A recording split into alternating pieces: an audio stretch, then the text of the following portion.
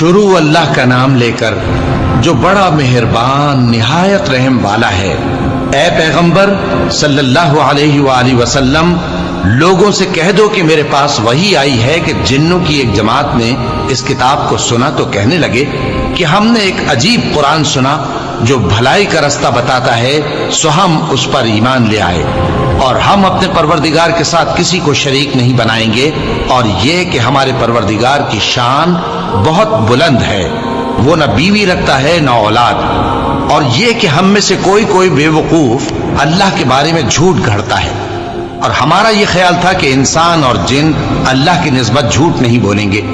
اور یہ کہ بعض بنی آدم بعض جنات کی پناہ لیا کرتے تھے تو اس سے ان کی سرکشی اور بڑھ گئی تھی،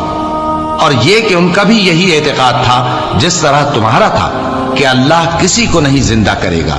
اور یہ کہ ہم نے آسمان کو ٹٹولا تو اس کو مضبوط چوکیداروں اور انگاروں سے بھرا ہوا پایا، اور یہ کہ پہلے ہم وہاں بہت سے مقامات پر فرشتوں کی باتیں سننے کے لیے بیٹھا کرتے تھے، اب کوئی سننا چاہے تو اپنے لیے انگارہ تیار پاتا ہے، اور یہ کہ ہمیں معلوم نہیں کہ اس سے اہل زمین کے ساتھ برائی مقصود ہے یا ان کے پروردگار نے ان کی بھلائی کا ارادہ فرمایا ہے، اور یہ کہ ہم میں بعض نیک ہیں اور بعض دوسری طرح کے، ہمارے کئی طرح کے مذہب ہیں، اور یہ کہ ہم نے سمجھ لیا ہے کہ ہم زمین میں خواہ کہیں ہوں اللہ کو ہرا نہیں سکتے اور نہ بھاگ کر اس کو تھکا سکتے ہیں، اور جب ہم نے ہدایت کی کتاب سنی اس پر ایمان لے آئے،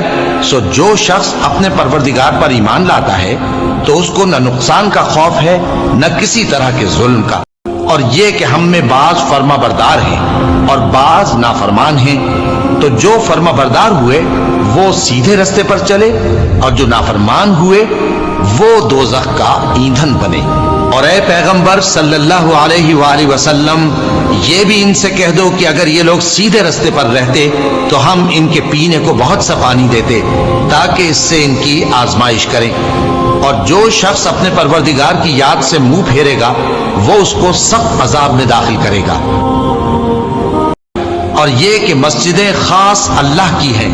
تو اللہ کے ساتھ کسی اور کی عبادت نہ کرو،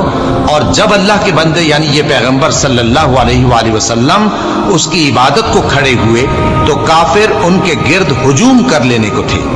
اے نبی صلی اللہ علیہ وآلہ وسلم، کہہ دو کہ میں تو اپنے پروردگار ہی کی عبادت کرتا ہوں اور کسی کو اس کا شریک نہیں بناتا، یہ بھی کہہ دو کہ میں تمہارے لیے نہ کسی نقصان کا اور نہ نفع کا کچھ اختیار رکھتا ہوں، یہ بھی کہہ دو کہ اللہ کے عذاب سے مجھے کوئی پناہ نہیں دے سکتا اور میں اس کے سوا کوئی جائے پناہ نہیں پاؤں گا۔ ہاں، اللہ کی طرف سے احکام کا اور اس کے پیغاموں کا پہنچا دینا ہی میرے ذمہ ہے، اور جو شخص اللہ اور اس کے پیغمبر کی نافرمانی کرے گا تو ایسوں کے لیے جہنم کی آگ ہے، وہ ہمیشہ ہمیشہ اس میں رہیں گے، یہاں تک کہ جب یہ لوگ وہ دن دیکھ لیں گے جس کا ان سے وعدہ کیا جاتا ہے، تب ان کو معلوم ہو جائے گا کہ مددگار کس کے کمزور ہیں اور شمار کن کا تھوڑا ہے۔